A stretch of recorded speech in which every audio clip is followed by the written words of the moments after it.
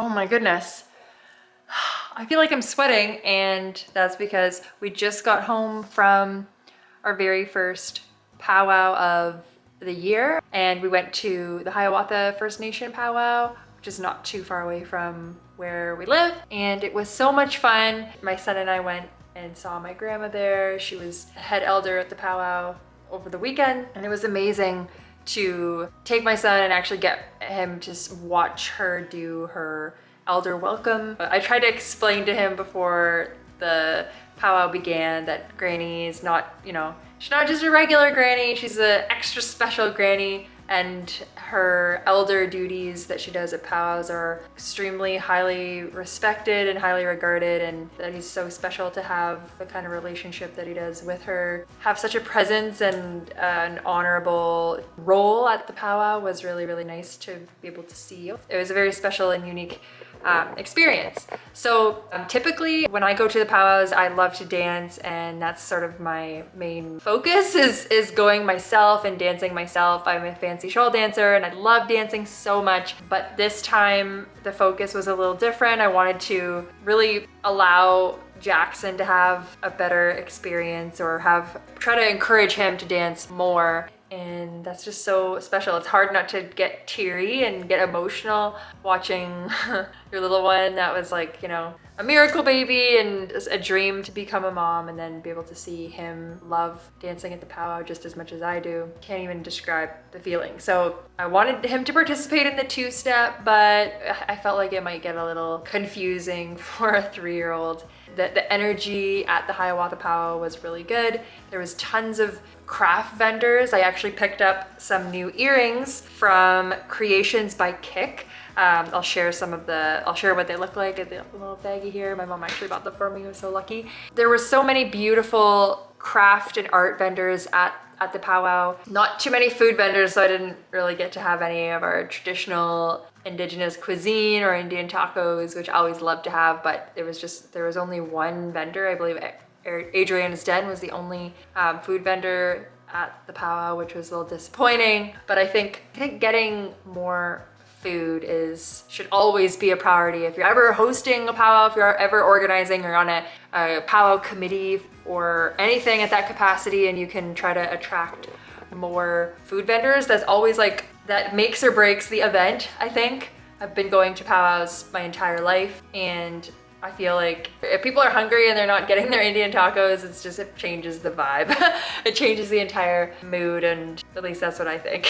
It was such a good experience, and I'm so excited to see the next powwows that are coming up this summer. The next one that I'm going to will be the Ottawa Summer Solstice one, I believe. There's other ones in the area, but I don't always make it a priority to get to them as much as I'd love to. It's just, especially with a toddler, it's a lot of work to go. I can't imagine the powwow families that go to powwows all summer long, all year long, and take little ones and have to pack snacks and pack their regalia and pack everything. It's just like, I just got home from Hiawatha, which is very close to my home. I'm just exhausted from going for a few hours. So yeah, if you are on the powwow trail all the time, I have a ton of respect for you because there's just so much packing and planning and taking care of your family that's involved. But it was so much fun, and I'm so happy that Wenton was able to take Jax and that he had an amazing time. Was able to dance and get a little giveaway prize. He got some chalk. One reason that I chose not to take my regalia and to dance at the powwow this year, or dance at the powwow this one at Hiawatha, is because there's a traditional teaching that when women are on their moon time or on their hormonal cycle, that they shouldn't dance in their regalia, because it's a sacred time for your body to sort of heal and to rest, and that your hormones and your female energy are at almost a dangerous level. Not a dangerous level, but you have a lot of power, and you have a ton of you're connected to your moon times, to Mother Earth.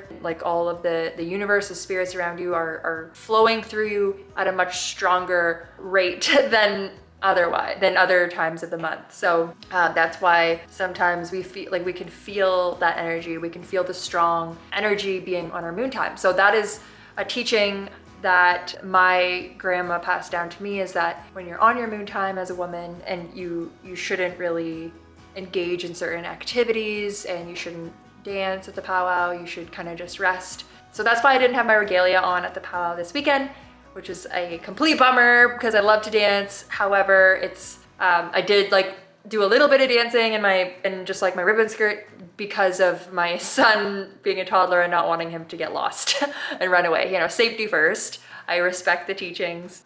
But if you're ever thinking about going to a powwow and you have like a First Nation reserve in your area, or there is a powwow that is like an urban powwow, a friendship center powwow, or a city powwow, I'd recommend that you just go. Like just go, and even if you're like not sure about if everyone's welcome, 99.9% of the time, powwows are celebrations and spectators and visitors are always welcome. And there's an admission fee if you're not like a dancer or a community member, or if there's like certain criteria, then there's admission, but like it's just like any event, right? You $5, $6, $7 to pay to get in, and then that's just like the proceeds that go towards like the cost of putting on the event and stuff like that. Yeah, I encourage you to just go and walk around, and don't feel like you have to like know everything about the powwow, or that the whole purpose of these celebrations are to celebrate life and to share and to visit each other, and that includes people that are from the community, people that are First Nation, or they're from other communities and they're traveling the powwow trail, or if there's people that are non-Indigenous and they're wanting to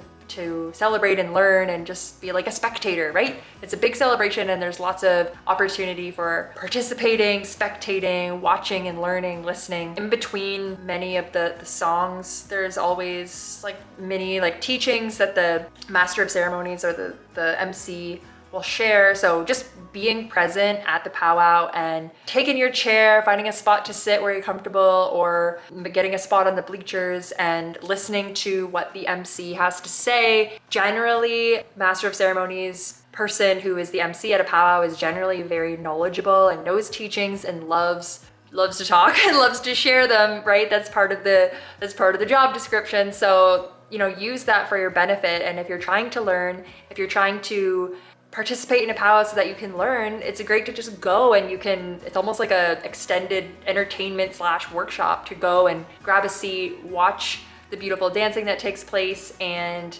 to just listen to the MC. There's often guests like elders or speakers, or if someone has a few words to say that they want to share some valuable knowledge with all of the people that are at the gathering, then they'll often like go up and say something. I know my granny Susie, she's often the head elder at these events, she'll go up and like remind people of certain teachings that have to do with dancing and that have to do with like certain protocols and respectful kind of rules and things for people to keep in mind, because they just don't know. Yeah, if you're ever wanting to learn, just go, and don't be shy. And even if you're intimidated or not sure, like I've been going to powwows since I can remember, since I was a baby. I think because I'm an introvert and because I'm not the most outgoing or social person, I've always had this certain level of kind of introvertedness and shyness. And to this day, I don't want to say it's not just powwows, it's everything. I always get a little bit self-conscious going in public settings. It might have to do with my hearing disability. It might have to do with me being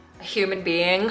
You know, everyone feels shy and insecure and not sure sometimes, and that's totally okay. But if there's any environment at all, at least from my perspective, where you're going to feel as soon as you get there, like, wow, this energy is so positive and healing and welcoming and just really full of gratitude and spiritual healing, like that is a powwow. So if you ever wanted to go but you've been unsure, if you've maybe gone a long time ago and you want to, and you're considering going to one again, I highly recommend it. The powwow weekend at Curve Lake and other local ones they always make me feel at my best, at my most proud of like my identity and my community and my family. And for so many reasons, they just bring people together and make you feel connected with yourself. Whether I can only speak for myself, and I'm a Anishinaabe, I'm woman, I'm Indigenous, I'm Ojibwe, and those events make me feel like, wow, our culture, our people are beautiful and amazing, and this is such a good way to live, a good thing to do.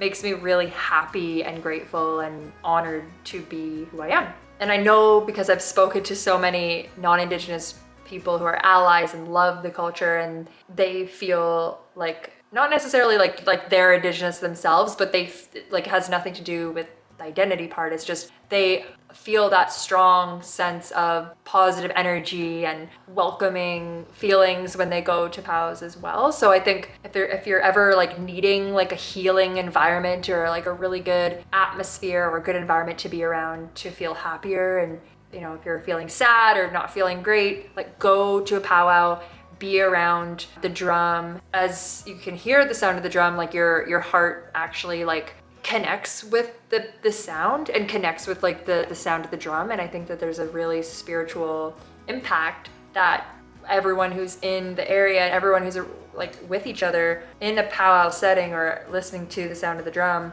and like our heart beating kind of maybe in tandem with the drum, it like connects each other. And it's just like I truly believe like on a spiritual level, it's so beautiful and it can impact your spirit. Yeah, sometimes those feelings can't really be put to a T and described with words, but if you have a better way to explain what I'm trying to say, maybe you could help me out. Anyway, let me know in the comments if you were at the powwow. And yeah, so I just wanted to share that with you today. And yeah, the whole day is done and I'm excited to be home. I'm excited to have a nap and go to spaghetti dinner with my family. And that's it.